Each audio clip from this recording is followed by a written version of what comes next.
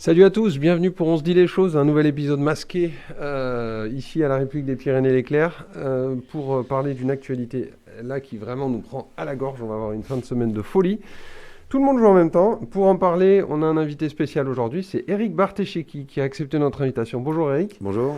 Merci donc de l'avoir accepté, cette invitation, de te jeter dans l'arène en notre compagnie pendant quelques minutes. Je ne sais pas, je ne vais pas dire un temps parce qu'on va le dépasser, c'est l'habitude. On parlera bien évidemment donc de l'Élan qui reçoit l'Asvel samedi soir.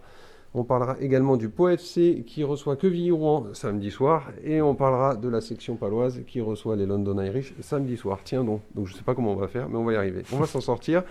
Et on attaque tout de suite, après cette sympathique animation musicale, l'actu de la semaine.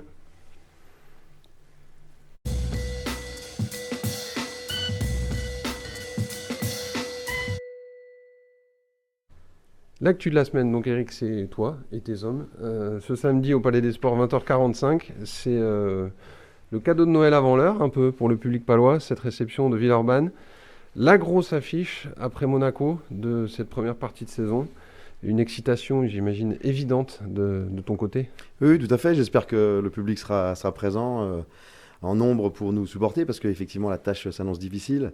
L'équipe de l'Asvel joue ce mardi soir à Victoria, là, pas très loin d'ici. Ils ont déjà enchaîné un match mardi avancé dans le cadre du championnat de France à Monaco, qu'ils ont perdu de 2 points. Et ils enchaînent avec notre match. Donc voilà, on espère qu'il y aura du monde et on est effectivement...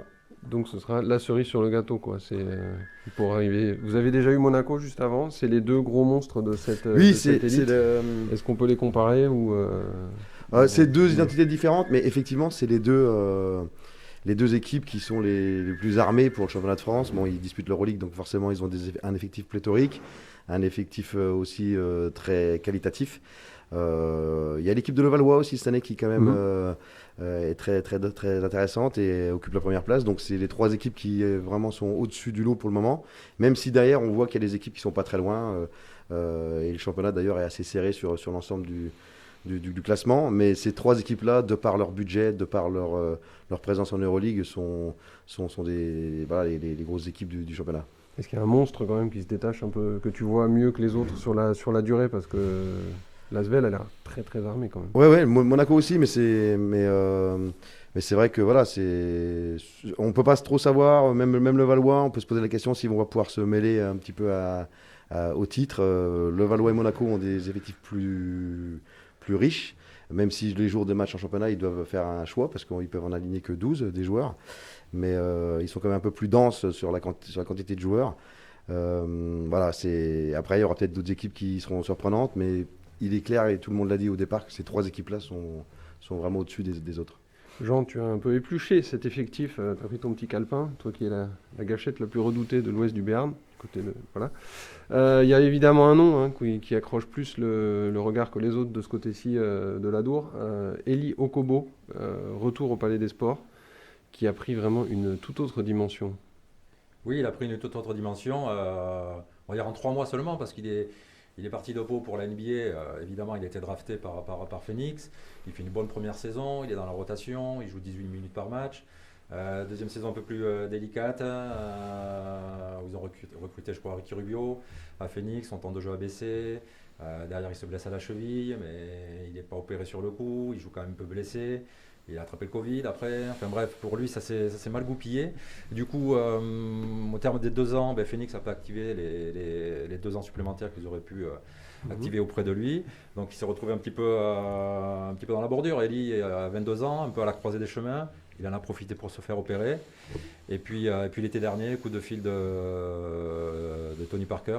Donc, généralement, tu décroches voilà. Quand tu joues au basket. Qui lui explique un petit peu qu'il a envie de le relancer. Voilà, le projet, l'Euroleague, une équipe avec beaucoup de Français, des responsabilités, puisqu'il arrive dans l'effectif à la place de Norris Cole, qui est quand même qu'Eric connaît bien, qui était double champion NBA avec Miami, un vrai joueur référencé Euroleague. Et donc on lui donne un petit peu ses minutes à lui. Et premier match d'entrée en Euroleague, il met 25 points à 100%, je crois me souvenir. Et derrière, il en met 35 au Pana, il en met 30, je ne sais plus à qui, enfin bref. Au bout d'une dizaine de journées, le voilà. Et notre Eli, le petit Eli qu'on a vu ici grandir au Palais, meilleur marqueur de l'Euroleague. Donc oui, Ça va être sympa de le revoir au Palais. Il y a eu un rendez-vous manqué avec l'équipe de France, c'était le 26 novembre. Il aurait pu être là s'il n'avait pas joué ce soir-là un match d'Euroleague. Donc ça sera samedi soir avec le maillot de l'Asvel. Voilà, moi je l'ai eu hier soir, Eli au téléphone. Même s'il joue ce soir à Vitoria, il a déjà la tête un petit peu une partie de son esprit au Palais des Sports. Et il a vraiment envie de briller, Eric, samedi soir pour se retrouver avec le Palais qu'il a fait connaître.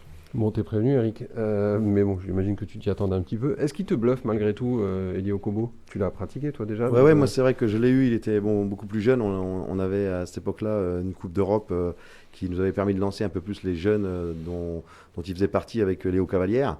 Il jouait un petit peu moins en championnat de France et après il a vraiment gagné du temps de jeu sur l'année d'après, je crois, avec Laurent Villa où il a explosé aussi en faisant, je me rappelle, un match, un gros carton contre Monaco. 44 points. Ouais. 44 points. Ensuite on connaît l'histoire que Jean vient de raconter et c'est vrai qu'il est impressionnant. Sur le talent, il l'a, mais sur aussi la dimension physique qu'il a maintenant et la confiance qu'il dégage sur le terrain pour faire les cartons dont on vient de parler avant, c'est assez impressionnant. Ouais. Et il y a un plan peut-être en cours de préparation. On a vu qu'un certain David Holston a littéralement fondu les plombs il y a quelques jours au Palais des Sports. Vous l'avez mis à la diète. Oui, alors après, on a joué Dijon. Je dirais pas que notre tâche a été facilitée, mais on avait effectivement décidé, lui, de le stopper, en sachant qu'ils avaient beaucoup d'absents sur les joueurs extérieurs, et notamment les Américains qui n'étaient pas là. Donc on a pris le parti d'essayer de le limiter au maximum. Alors on était loin d'imaginer qu'il allait marquer 0 points. C'est un joueur aussi qui peut marquer des fois 30 points dans une rencontre. On s'est dit, s'il en marque 15 ou 16, ça sera déjà un bon travail de fait. Mais là, pour le coup, effectivement, on l'a complètement éteint. Et il y a d'autres joueurs qui en ont profité, comme Ware, qui a marqué 16 points. Mais à côté, ça a été quand même vraiment difficile pour Dijon à partir du moment où on a réussi, lui, un peu à le museler. À le canaliser. Mais ça sera beaucoup plus difficile contre l'Asvel parce que, en plus de Eli Okobo qui a énormément de talent, il y en a énormément d'autres. Il y a du matos autour de notamment à l'arrière où il partage le poste de meneur avec Chris Jones qui est quand même un sacré joueur américain. Antoine Dio qui est revenu la semaine dernière, qui avait dit Antoine Dio c'est quand même aussi international, qui met 10 points pour son retour. Donc il va falloir gérer effectivement le secteur extérieur. Et puis on va peut-être en parler, le secteur intérieur de l'Asvel qui est redevenu monstrueux puisque Wenbanyama de 2m18 a repris la semaine dernière. Fall de 2m21, James Gist le pivot titulaire américain à 2,10. Enfin bref, Ostoyevski, l'autre aussi qui a de 10 de 12. Donc là, franchement, ça va être super compliqué. D'autant que Vitalis Chikoko ne jouait pas samedi soir dernier face à Dijon pour des problèmes de dos. Je crois qu'il s'est entraîné un peu à moitié cette semaine. Il a repris que ce matin. Mais il n'y a pas toutes les garanties pour un Vitalis à 100% dimanche. Tout à fait. Soir, ouais. Tout à fait. Non, c'est vrai que le secteur intérieur est hors norme à l'image de l'ensemble de l'équipe. De par sa présence physique, sa verticalité, son côté athlétique, bien sûr le talent aussi, mais du coup, face à nous, avec en plus des soucis de blessures, effectivement, Vitalis a repris ce matin, mais sur un entraînement où il y avait beaucoup, c'était plus un entraînement d'ajustement où il n'y a pas eu d'intensité. L'entraînement de ce soir est censé être beaucoup plus intense, donc on va voir comment il se comporte, mais il y a une incertitude qui plane autour de sa participation samedi. En plus de celle de Gérald Ayayi. Donc c'est sûr que c'est des aléas qui arrivent dans la saison, mais il aurait été de bon ton d'être en pleine possession de ses moyens et avec tous ses atouts pour affronter l'Asvel. Et ça ne sera peut-être pas le cas, donc on va gérer ça au mieux sur cette fin de semaine. De toute façon, s'ils allaient bien, tu ne nous l'aurais pas dit, donc on se fait pas t'aurais dit ils vont pas bien, on ne sait pas. Jean, sur cette fin d'année civile, tu accordes un joker à l'élan Bernay contre l'Asvel. Tu dis que c'est le match sans pression. Finalement, il y en a d'autres à gagner. Le joker, c'est de gagner ce match, finalement, puisque l'Asvel est censé, entre guillemets, gagner tous ses matchs. Ils en ont perdu 4 déjà, ce qui est beaucoup, parce que l'Asvel, forcément, Eric le disait, mardi soir à Monaco en championnat, ce soir à Vitoria, dimanche ils enchaînent ici, samedi soir, un 3e match à l'extérieur. Ils peuvent se permettre en championnat de laisser des matchs. L'essentiel, c'est que ça se joue en play-off dans le championnat, qu'ils soient 1er, 2e, 3e, 6e. S'ils mettent s'ils sont au complet et qu'ils se fixent des objectifs play-off, ils seront là, au rendez-vous comme Monaco. Après, effectivement, pour l'équipe, pour la dynamique, etc., il faut éviter, c'est pas Eric qui dira le contraire, de lâcher trop de matchs comme ça, même en championnat. Donc, mais ça reste malgré tout, l'élan sera archi-outsider, comme il était face à Monaco. On se rappelle que face à Monaco, hormis les 5 premières minutes, l'élan avait déroulé un basket quasi de rêve pendant 30 minutes. Il venait de 10 points à la 35e. Et ensuite, Monaco avait bien réagi, terminé sur ce 18-0. Mais L'élan a prouvé qu'il était capable de rivaliser avec Monaco. Il pourra le faire face à l'Asvel, peut-être. Mais je pense que le début de match sera primordial. Il va falloir leur rentrer dedans, leur faire peut-être un peu mal, leur montrer que, ok, vous pouvez gagner, mais il va falloir se dépouiller et pas leur laisser dérouler leur basket. Ou alors à ce moment-là, avec les 12 joueurs vraiment qui sont archi forts, ça sera possible. Eric, on imagine que tu valides cette prise de position. Beaucoup d'énergie pour l'élan Bernais. Oui, c'est indispensable. Et c'est surtout, l'avantage de ce genre de rencontre, c'est qu'au niveau des joueurs, on n'a pas besoin de trop appuyer pour la motivation. Les joueurs seront très motivés à l'idée de jouer une telle équipe, de par leur position en championnat, de par leur statut, leur rôle en Euroleague, et puis par rapport à la qualité des joueurs. Donc c'est des compétiteurs, ils ont envie de se mesurer à ce qui se fait de mieux dans le championnat. Donc la motivation sera au rendez-vous. Après, c'est effectivement être capable de tenir dès le début du match, être présent, et sur l'ensemble de la rencontre, et arriver sur le terrain à les stopper d'un côté, pas les laisser prendre confiance et développer leur jeu. Et il faut aussi arriver de l'autre côté à trouver des solutions par rapport à leur dissuasion, leur défense qui peut par moments être difficile à appréhender, quoi.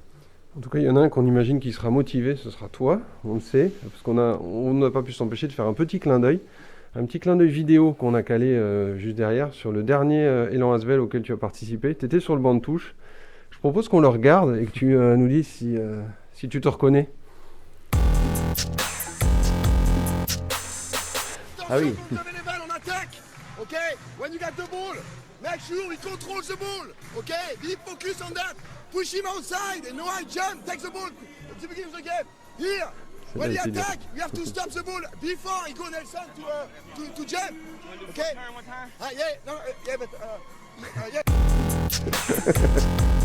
C'est toujours comme ça ou Non, ça a un petit peu, j'ai peut-être un petit peu progressé, mais cette séquence, en tout cas, elle a fait beaucoup rire pas mal de mes amis, beaucoup de monde, parce que c'est la petite séquence qui était passée au petit journal et sur un clip entre ce qui se passait aux États-Unis et en France, et il y avait eu ce petit clin d'œil par rapport à l'anglais, donc c'était marrant, mais c'est vrai que c'était sur ma deuxième année à l'élan ou première année à l'élan.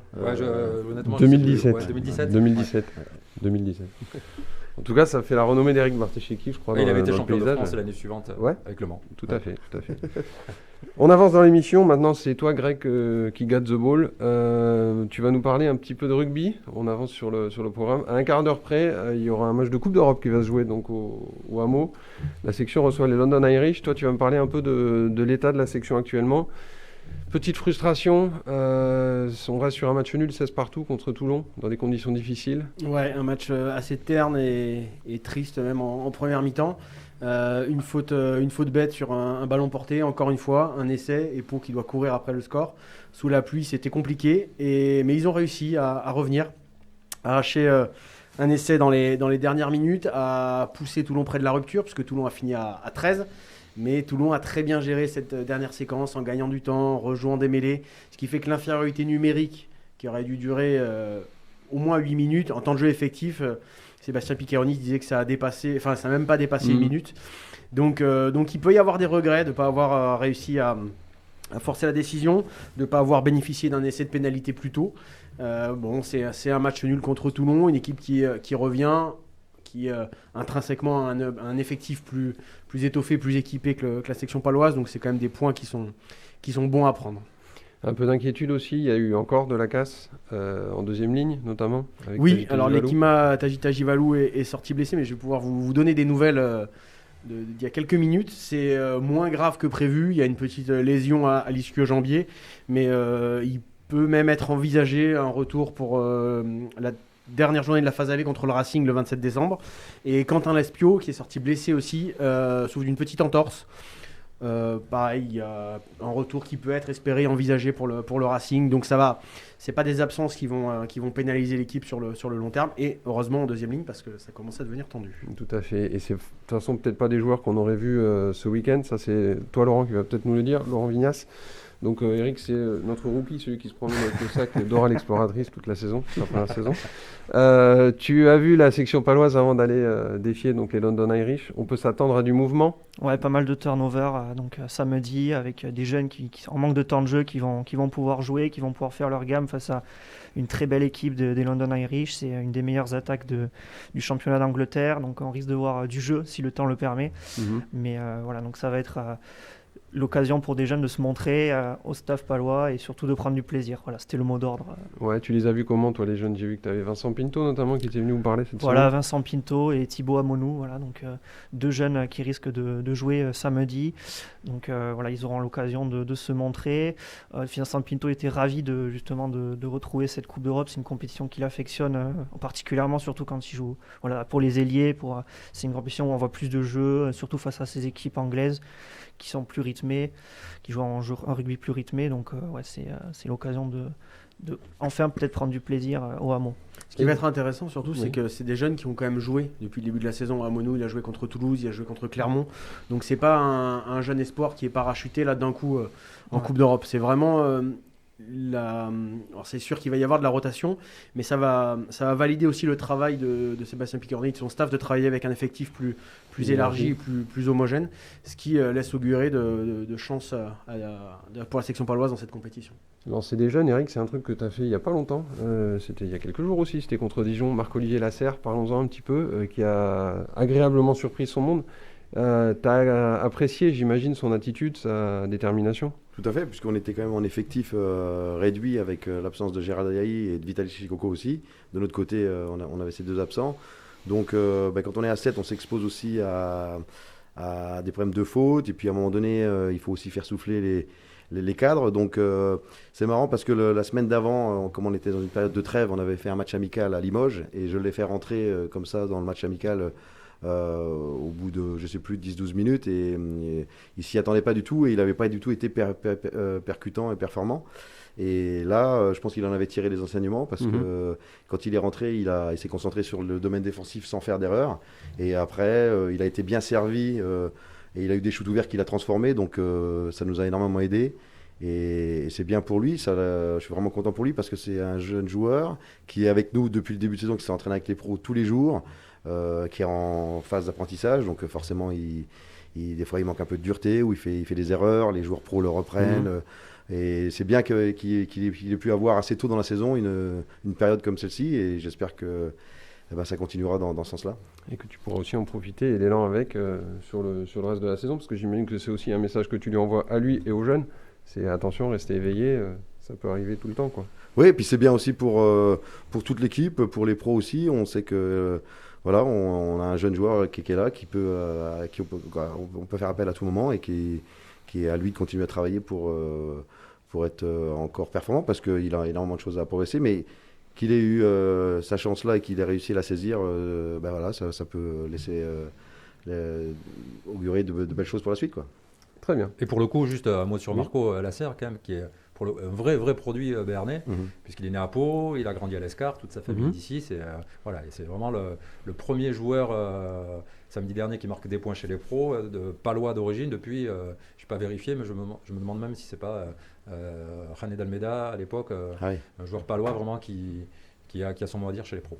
Donc c'est quand même sympa aussi. En tout cas, c'est un vrai plaisir à regarder. Palois, je me retourne vers vous, messieurs, pour changer de stade. On est toujours dans un intervalle de 2 heures samedi soir. Ce sera à 19h au Noustecamp, le Pau FC qui reçoit Quevilly-Rouen. Alors, je vous avoue que sur le papier, comme ça, on se dit oh, Quevilly-Rouen. Bon, bref. Mais d'abord, la partie sportive, mon cher Greg, c'est quand même un duel rapproché. Quevilly-Rouen promu, mais qui n'a que 4 points de retard sur le Pau FC. Donc, il y a un vrai enjeu de classement qui se dispute ce samedi. Oui, il y a un vrai enjeu, surtout que la section paloise n'y arrive toujours pas à l'extérieur. Quatrième défaite d'affilée. Le Pau FC, pardon, n'y arrive toujours pas à l'extérieur. Quatrième défaite d'affilée. La section non plus. À Sochaux, sur le gong. Dans les arrêts de jeu, ils ont pris un but qui les a crucifiés. Donc ça met un petit peu plus de pression sur les matchs à domicile pour continuer à jouer ce haut de tableau. Et j'en viens au chapitre, dans le chapitre, Quevilly-Rouen, avec sur le banc un certain Bruno Irles. Ouais, Bruno Irles, Celui que nous surnommons affectueusement, s'il nous écoute, le sorcier de la Turbie. tout à fait. Donc, qui a montré un peu de sa magie au Pau FC. C'est, je le rappelle, l'entraîneur de la montée en Ligue 2. Et donc, c'est quelqu'un qui pèse. Ça aussi, ça va être un facteur important. Ben, il restera dans l'histoire comme l'entraîneur qui a fait monter le Pau FC en Ligue 2 pour la première fois de son histoire. Merci. L'aventure a pas duré. Il n'y aura pas de statue qui sera inaugurée samedi soir. Pas de tribune. Il n'y aura pas de tribune à son nom. Et on devine même dans le camp palois une volonté de marquer son territoire contre l'équipe de Quevilly entraînée par Bruno Irles, mais qui a aussi d'autres anciens comme Damon Bancé. Peut-être couper le cordon. Laurent, toi tu l'as eu directement, Bruno Irles, au téléphone. Oui, dans quel état d'esprit il se trouve lui avant de revenir Il est évidemment Contact content de revenir domiciliaire. ici, mais voilà, pour lui c'est comme s'il retournait à Monaco ou à Tiraspol, ses anciens clubs. Voilà, il n'a pas d'attache particulière à Pau, mais il est quand même heureux de retrouver ses supporters avec qui il n'avait pas pu fêter la montée à cause du Covid, parce que le championnat avait été arrêté à cause du Covid. Donc bien sûr, il est ravi de venir à Pau, mais attention quand même à Quevilly, voilà, parce que c'est une équipe qui a gagné à Ajaccio. Ajaccio, meilleure équipe à domicile de Ligue 2, juste devant Pau. Donc c'est une équipe qui est capable de faire des coups. Voilà. Ouais, ce que j'allais te dire, c'est qu'il a quand même une recette qui marche toujours. Ça marche aussi en Normandie, ça marche en Béarn, ça remarche en Normandie. Ouais, il s'appuie sur son effectif, sur en majeure partie son effectif de national. C'est une équipe qui fluctue un petit peu en fonction des résultats des matchs. Donc elle alterne le bon et le moins bon. Elle reste sur une victoire face à Nancy à la maison. Donc c'est une équipe qui est sorti un petit peu de la zone un peu rouge. Voilà, donc ils ont l'occasion de se rapprocher de Pau. Donc je pense qu'il va être revanchard parce que je pense qu'il garde quand même quelques petits. On va dire que ça s'est pas très bien fini avec Pau, donc il a envie de faire un coup, quoi. Petite ambiance. Attention. Petite ambiance. Ouais. Des retrouvailles par banc interposé, Eric, ça aussi c'est quelque chose que tu connais, que tu as vécu il n'y a pas longtemps. Le contexte est bien sûr pas le même. Mais jouer comme ça contre un entraîneur qu'on connaît si bien, avec qui on a travaillé, je parle bien sûr de Laurent Villa, qui est revenu avec Cholet, c'est compliqué à gérer ? Non, parce qu'on est concentré sur les problématiques de terrain, quel que soit le coach, quel que soit les joueurs. Donc après, il y a par rapport à des fois des changements de club, ça crée un petit peu des fois en fonction de comment ça s'est passé, comment ça s'est terminé. Il peut y avoir un petit peu des sentiments un petit peu pas de revanche ou d'un petit des peu antécédents, quoi. Voilà, mais bon, là, une fois qu'on est lancé dans le match, on est réellement concentré uniquement sur les problématiques comme n'importe quel autre match. Donc là-dessus, il n'y a pas trop de soucis. Il faut avoir un petit discours quand même avec les joueurs parce que cet entraîneur-là, il les connaît bien par définition. Une bonne partie, parce que les effectifs tournent quand même, mais quand même une partie des joueurs, il les connaît. Il faut peut-être rassurer aussi plus son effectif. Les joueurs, eux, on leur présente la vidéo, les joueurs d'en face, et en fait on parle très rarement de l'entraîneur. On est uniquement sur le style de jeu, sur les systèmes, sur comment l'équipe défend. Alors après, on peut avoir des complicités avec certains joueurs qui connaissent, pour avoir déjà travaillé avec cet entraîneur-là, quel type de défense est utilisé, et peut-être comment on peut aussi prendre avantage. Donc on a des conversations comme ça en aparté, mais sur la présentation de collective, on est uniquement concentré sur les schémas collectifs et on parle très peu de l'entraîneur adverse. D'accord. Donc on étudiera ça en tout cas avec attention. Pau Quevilly à 19h au Noustecamp.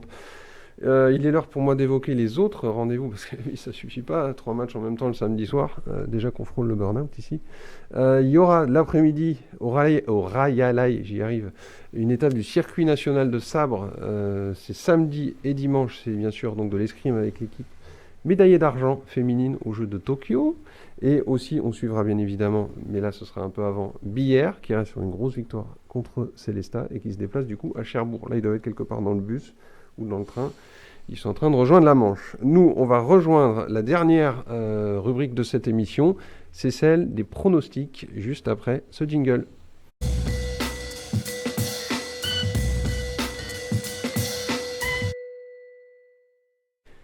Alors Eric, avant tu prenais ta petite feuille, tu mettais les croix, là maintenant on n'a pas la feuille mais on fait quand même les croix. On peut pronostiquer sur sa propre équipe, donc je rappelle les différentes affiches.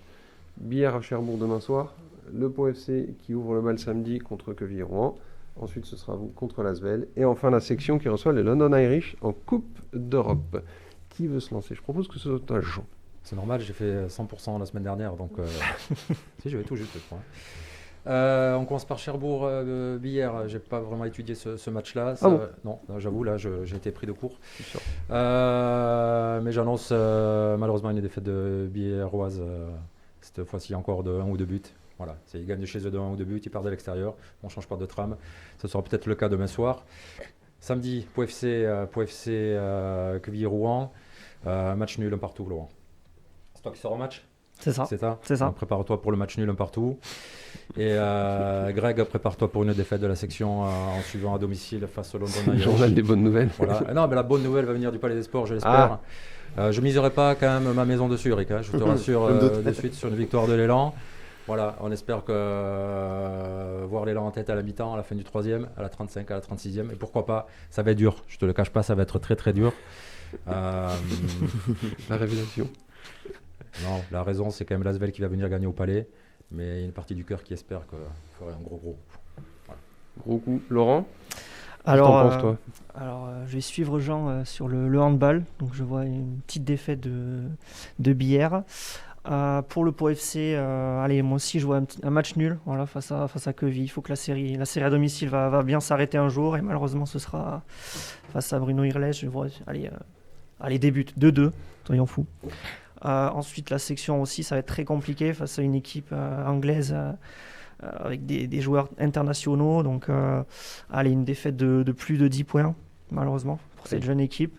Mais ils auront appris, voilà, de cette défaite. Donc, une défaite positive, on va dire. Peut-être encore. La fameuse. Une victoire des Sabreuses aussi l'après-midi, par contre. D'accord. Et je vois une victoire d'1 ou 2 points de l'Élan à l'arraché. Mais contrairement à Monaco, vous allez tenir, je pense. Donc, allez, soyons confiants. Une victoire de l'Élan. Que des ondes positives. C'est Voilà. magnifique. C'est ça. Greg, à toi. Apporte de la verticalité. Oui, de la temporalité. Et ben moi, je sens un match nul du BHB. Après avoir pronostiqué avec justesse la semaine dernière la victoire d'un but Tout à fait. pour le BHB, je repars là-dessus. Je sens une victoire du Pau FC contre Quevilly de Bruno Irles. Un petit 2-0 net et sans bavure. Propre. Pour la section s'imposera en dédiant sa victoire à Jean. paraît-il. Parce qu'il y a un coup à faire dans cette Coupe d'Europe et que je crois que c'est vraiment là qu'on va voir les vertus de l'homogénéité de cette équipe. Donc sans bonus évidemment, parce que ça reste les London Irish, l'adversaire historique de la section en Coupe d'Europe. Et c'est vrai que, Jean, l'histoire te donne raison, 6 confrontations, 5 victoires des London Irish. Mais je me base sur l'histoire. Ça va être un petit 5-2. Et l'Asvel s'imposera aussi pour fêter ce grand chelem. Tu veux dire l'élan béarnais? L'Asvel. L'élan Bernay, pardon, excusez-moi, ça imposera devant l'Asvel pour fêter ce grand chelem de 3 points. De 3 points sur un buzzer beater. Allez, c'est un scénario qu'on signe, On Eric. signe, 1 ou 2 points ou cette formule-là, je signe tout de suite. Mais moi, bon, je ne vais pas vous décevoir et tout, mais en tant qu'entraîneur, je ne fais jamais de pronostics. Donc, ce que je peux dire juste, c'est que moi, je souhaite que tous les clubs palois puissent gagner, puisque c'est quand même intéressant pour tout le monde. On a la chance à Pau d'avoir différentes équipes à haut niveau, que ce soit le hand, le foot, le basket, la section, et puis il y a aussi les filles qui sont dans le rugby. Donc moi j'espère avoir l'occasion, ça ne s'est pas encore présenté, mais d'aller voir des rencontres. Mais c'est vrai qu'on a un petit peu nos problématiques et nos calendriers qui sont un peu chargés. Mais voilà, après, cette particularité du sport qui fait que on sait que je ne suis pas spécialiste du foot ou du rugby, mais j'imagine que chaque rencontre est chaque fois un challenge et très difficile à disputer, mais on sait aussi que tout est possible. Donc c'est pour ça que je ne fais jamais de pronostic. Mais voilà, on souhaite forcément que nos équipes puissent rencontrer la victoire à la fin de ces rencontres. Pas de pronostic, mais de l'empathie et de la bienveillance, Greg. Ça, on adore ici, donc ça tombe bien. C'est un peu notre mot d'ordre. Merci à tous les 4 d'avoir participé à cette émission. Merci encore Eric. Merci pour d'être venu l'invitation. nous supporter. Une grosse demi-heure, je vois le chrono qui tourne là-bas. Moi je vous dis bonne fin de semaine. Je vous souhaite bon courage et souhaitez-nous bon courage pour ce samedi soir. Et souhaitez surtout aux joueurs bon courage pour ce samedi soir de folie. Je vous dis à la semaine prochaine pour de nouvelles aventures. D'ici là, amusez-vous bien et n'oubliez pas le parapluie. Ciao ciao.